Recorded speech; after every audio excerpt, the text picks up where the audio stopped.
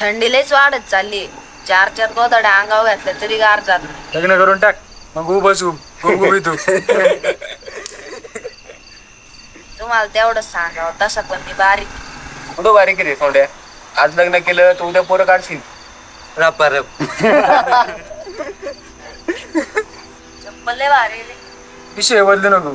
नाही खरंच लय भारी. 2,500 रुपये शिकवायला पुरी म्हणजे. लय पैसे कमवतो रे बाळा. आम्हाला तरी सांग काय झोलजे आले. एकच सांगतो, तुम्ही काय करता, तुम्ही किती पैसे कमविता, तुमचा प्लस पॉईंट, तुमचा मायनस पॉईंट कधीच कोणाला सांगू नका.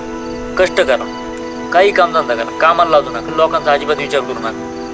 लोकांना काय चांगलं झालं तर वाईट झालं म्हणतात, वाईट झालं तर लय चांगलं झालं म्हणतात. 12 वाजेपर्यंत रात्रीपर्यंत आपल्याला काय काम आहे ते. Good night.